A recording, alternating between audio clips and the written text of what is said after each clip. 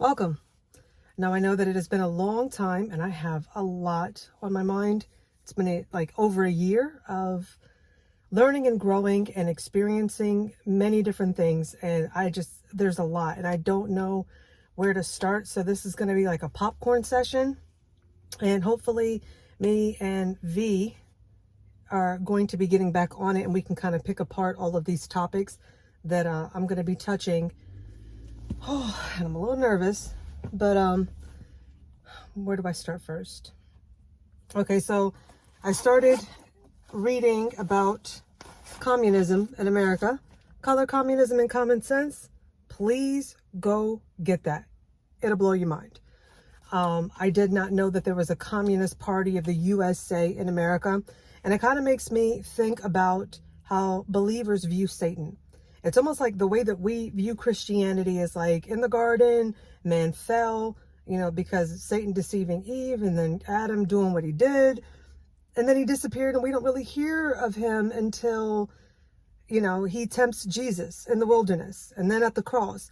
But then you don't really hear. And we always like allude to like him being active in the world still. But it's almost as if like we act like he doesn't really exist. And I kind of see the same thing when it comes to the whole idea of communism, which is interesting because just as much as the gospel went around the world, so did this demonic doctrine. It was all over in America. There were multiple cases. And it's so funny because I looked into briefly. I didn't do like no deep dive or nothing, but briefly into the cases of communism. One was brought to the Supreme Court and it was like, there is this group that's in America that's seeking to overthrow America. And I think the two other cases afterwards was like, in a sense, a way to bury it. Like, you know what? It ain't that deep. Just let it rock. Let it rock. And then you don't hear about it anymore. Like people talk about it like, there are some communists, but it's like, if you let Yuri Bezmenov tell it, he's got a totally different story. Мероприятие in the language of the KGB, or psychological warfare. What it basically means is to change the perception of reality of every American to such an extent that despite of the abundance of information, no one is able to come to sensible conclusions in the interests of defending themselves, their families, their community, and their country. It's a great brainwashing process which goes very slow, and it's divided in four basic stages. The first one being demoralization. It takes from 15 to 20 years to demoralize a nation. Why that many years? Because this is the minimum number of years which requires to educate one generation of students in the country of your enemy, exposed to the ideology of the enemy. In other words, Marxism-Leninism ideology is being pumped into the soft heads of at least 3 generations of American students without being challenged or counterbalanced by the basic values of Americanism, American patriotism. The result you can see. Most of the people who graduated in the 60s, dropouts or half-baked intellectuals, are now occupying the positions of power in the government, civil service, business, mass media, educational system. You are stuck with them. You cannot get rid of them. They are contaminated. They are programmed to think and react to certain stimuli in a certain pattern. And I see that. It's actually funny because I came across this documentary where they were asking, I think it's called Arnicky USA, I'm not sure, but they're talking to the kids at this university. Are there any communists here? And they're all cheering in the background. Yeah. And I'm like, okay, pause. What's his name? Let me go look this fella up. Oh, university professor. Okay, well, that's interesting. Move on to the next person. Pause. What's his name? Oh, another university professor. And it's like, okay, so they infiltrated our colleges that are now creating these agents of chaos, which I will get to that in a second. I am adamantly against the college debt forgiveness. 100%. 100%. I'm totally against it. Not just for the fact that if you make this debt, you should pay it. But because when I look at the universities now, it's like, if you want a government issue agent of chaos, you should have to pay for it. Why do I got to pay for these young people to be indoctrinated that as soon as you flick a switch, these are the same people that have the free time and the emotional energy to get out in the street and burn businesses down and be chaotic in neighborhoods and block off bridges and stopping people from going to work and ambulances going where they need to go. Why should I have to pay the forgiveness of a debt to a person that probably they don't know it, are literally a government issued agent of chaos? Listen, if that's what you want, if you want your own little chaotic soldiers, you should have to fit that bill, not me. And then you read in this book how because Black people were very, very, very deep in their belief in God, that it was very important to them to infiltrate the Black churches. And Mordecai was man enough to know that in order for me to be a man, I got to know how to support a woman. Something is wrong with brothers who don't know how to support a sister. It was a sister that raised you. It was a sister that taught you how to read. It was a sister that taught you how to bathe yourself. In the context of the vice president, were you trying to send a message? We've got to be able to both, that misogyny is still real in our community. We've got to address it head on and not act like it doesn't exist.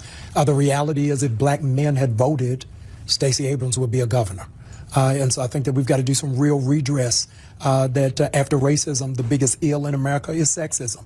And I think it's part of the responsibility of this generation to deal with it head on. That's pretty much what you have in a lot of Black churches. I can't say Black churches, a lot of churches, full stop.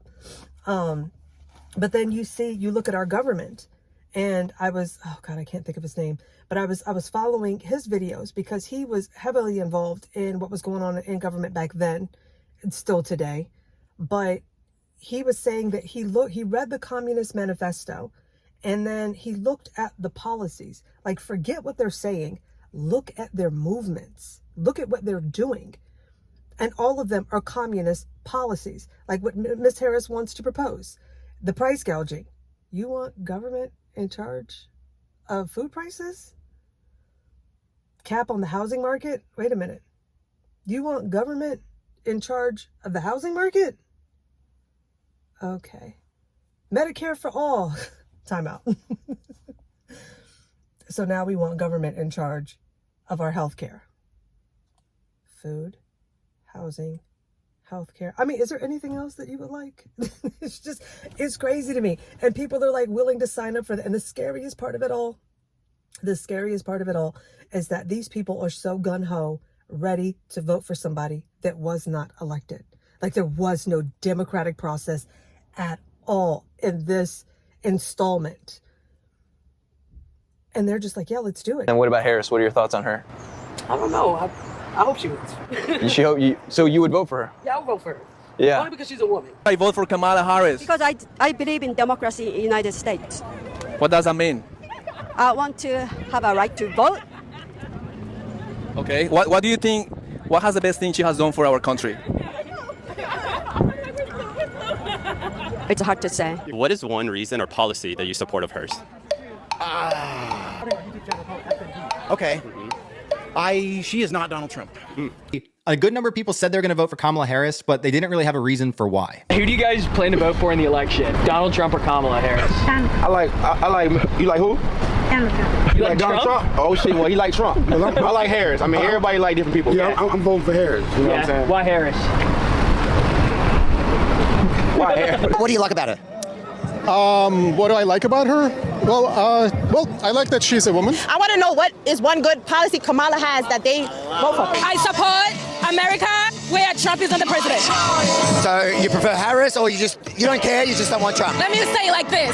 Anybody but Trump. Great president, and she's not Donald Trump. Because she'll be the first woman president. That's it. That's my reason. Okay. Yeah. And she's not Donald Trump.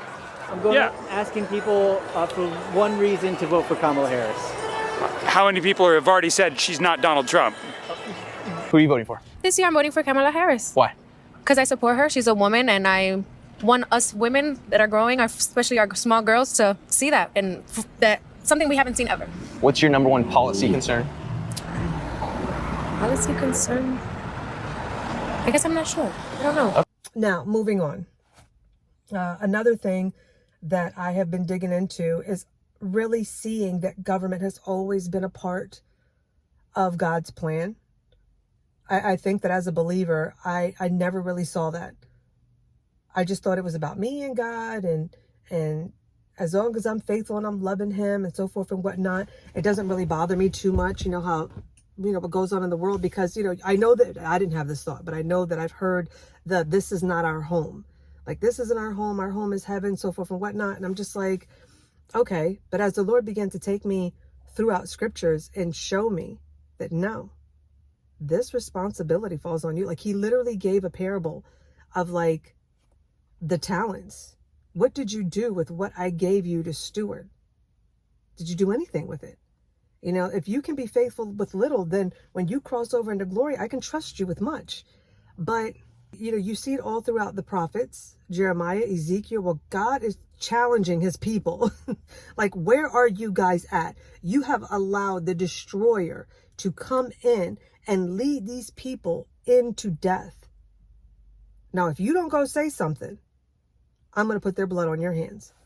But if you say something and they still kind of go off the cliff anyways, I'll just hold it to them. We have a responsibility.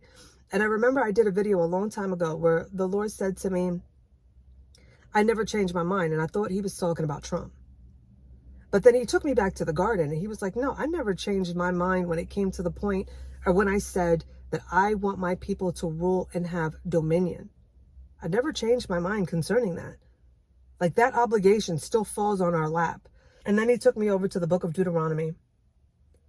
The very first chapter goes into the people of God just camped out, just sitting there.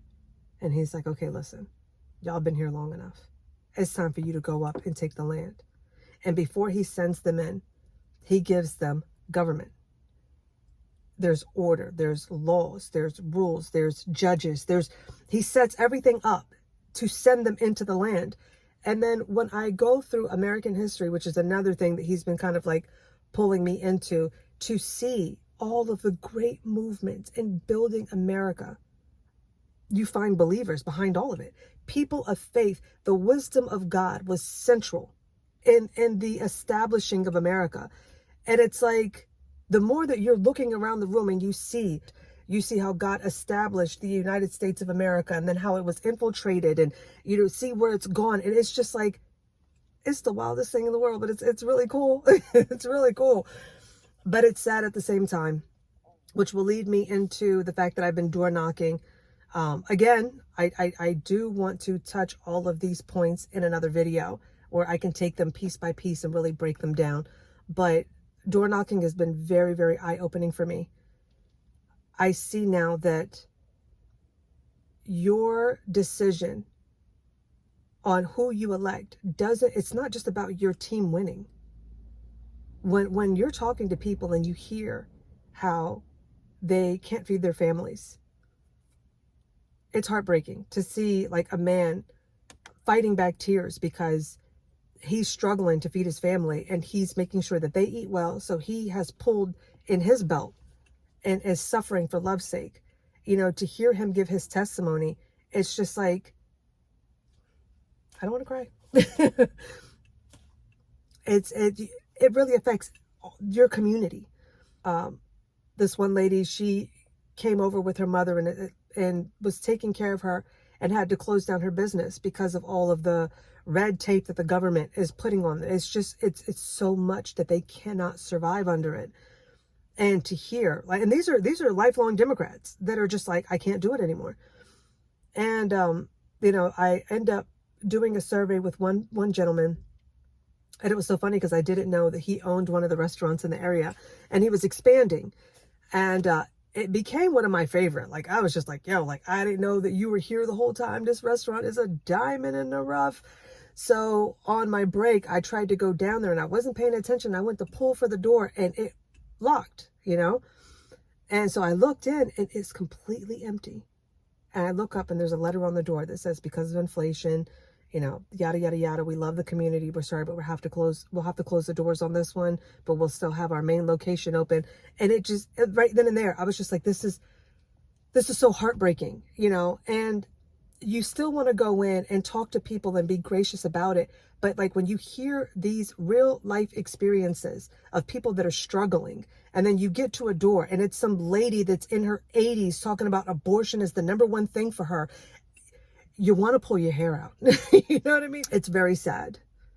You know, if this wasn't a class project, I don't care who you vote for. Like, if you're going to be the only one that suffers under that ignorance, then I'm cool with that. You know, as long as I don't have to partake in this meal with you. But the fact that it touches everybody, I think we have work to do. But another interesting thing that I have found when it came to, as it comes to the door knocking, you have a lot of people, which I don't understand. It's a mystery to me. Like, okay, so let me give you an example before I get into the story. One day somebody said, hey, here's some free tickets to go to a baseball game. And I'm like, okay, do you watch baseball? No, not really. But well, here's some tickets, you can take them. I'm like, okay. So I call my sister and I'm like, yo, do you want to go to a baseball game? Because I don't care. Like, I don't care that it's free. I don't care that it's, a game, whatever the case may be. To me, I'm not going to participate in something that I don't care about. And it's fascinating to me to come across people that less than 7 days to an election will tell you that they're undecided, can't even tell you who's on the ballot. I've literally had people tell me that they were voting for Biden. The worst one that I ever heard, somebody said that they were voting for Clinton. I said, Hillary? She goes, no.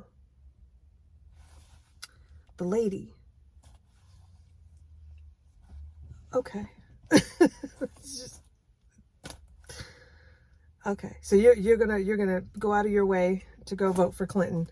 I don't understand it. Even whenever I ask them, specific candidates that are on the ballot for Senate, they look at you with this blank stare. Like, are you going to give me a letter? Because I don't know who you're talking about.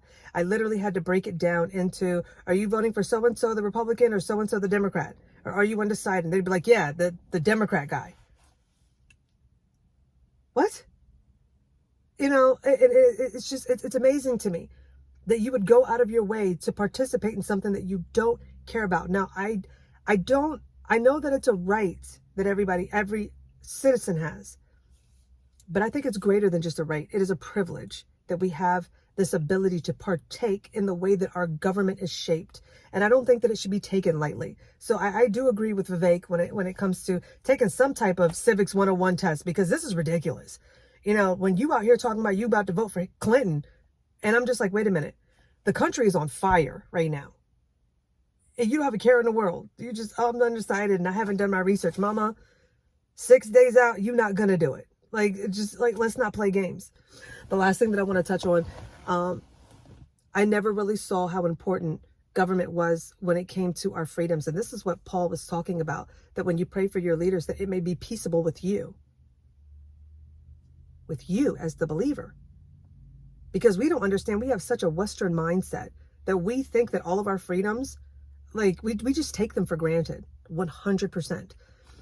There are countries that will not allow you to worship Jesus, to have a Bible. We just take that totally for granted. And so this is the reason why it's important that we know who it is that we are electing, because we literally have people that are in office right now that are making laws that will bring persecution on. Subcommittee held a hearing revisiting the implications of the FACE Act. The Freedom of Access to Clinic Entrances Act of 1994 ensures Americans access to pro-life and pro-abortion health services. Capitol Hill correspondent Eric Rosales joins us now with more. Eric? Well, good evening, Tracy. The FACE Act is at the center of legal scrutiny since the Supreme Court's decision to overturn Roe. Among those testifying today was Catholic sidewalk counselor Mark Houck. He was arrested by the FBI and eventually acquitted in federal court. Now, he tells me that the FBI's use of force to arrest him was unjustified.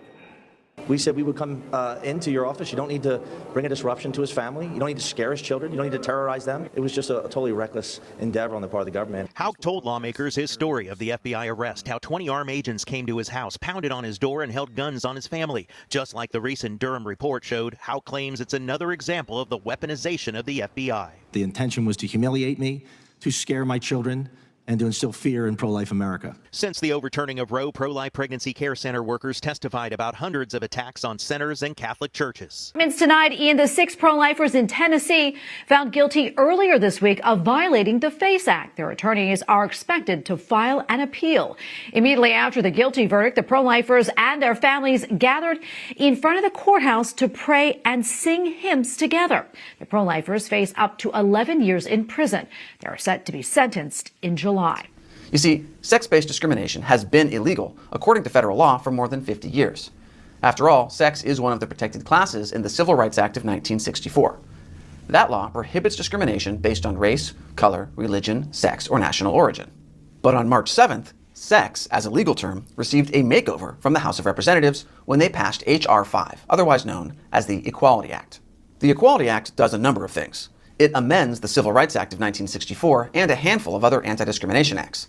It specifies that sex, as a protected class, now includes sexual orientation and gender identity. The Equality Act was first introduced in the 114th Congress in 2015. It finally passed the House in 2019, but was never voted on by the Senate. Plus, President Trump indicated that he would veto it anyway. A White House official said at the time that the Trump administration opposes discrimination and supports equal treatment for all, but that the Equality Act was filled with poison pills that threatened to undermine parental and conscience rights. So this is something that you mainly see pushed on the Democrat side. And it's amazing to me also to see believers say that they love God, but will vote for somebody that will put in policies that actively oppose the kingdom of God, and then turn around and say, but God is still on the throne. What does that have to do with your faithfulness? What does that have to do with you being faithful to the God you claim to serve? That you would sit someone in the seat of power that would be cruel to his people. I don't get it. My people perish for a lack of knowledge. It's that ignorance is the reason why they go into captivity. And the sad thing is that they're not going because it isn't there. They have no desire to know. They don't want to know. But we will be going through this journey, hopefully taking it piece by piece. There's a lot that I want to share, and there's a lot that's on my heart concerning all of these matters. I really think that communism, when you hear it, it doesn't mean anything to you, especially if you've never dug into it, but the more that you dig into that and you see the effects that it has taken, and knowing that it's right here at our doorstep, like chomping at the bit. If you don't really know anything about it, it just sounds like a word. I cannot tell you how many times I have watched things that had alluded to it, and because I didn't have an understanding at all about it, that I would hear it and it just like right past my head. But then whenever I begin to do a little research and I'm hearing all of these different things, it's just like, wait a minute, this is terrible. wait, hold up, wait, no, bring it back. Because you don't know. You really don't know. It's foreign to you. So being people that were born free, we don't know what it means to have a government absolutely enslave you. And the number one thing that I have been telling people is that if you want to get a peek of what government can do as far as making your life hell, just look at 2020. Look at what they did under COVID.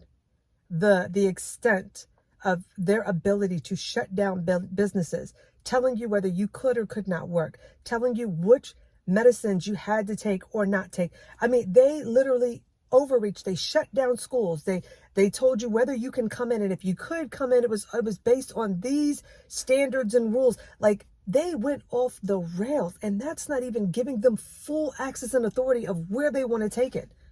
That's just a glimpse of what they want to do. So it's like, if you had what does it look like? What does it look like? Just look at 2020, okay? Just look at what they did. And that's not even having full authority. Please, we don't want this anywhere in America. As a matter of fact, it needs to be gutted right now. And I think that President Trump is the man to do it. So I'm going to leave it there. I appreciate you guys sticking out with me, kicking it out. I appreciate you staying this long, if you did. And yeah, we'll talk to you soon. Grace and peace, family. Weeping may endure for a night, but joy cometh in the morning.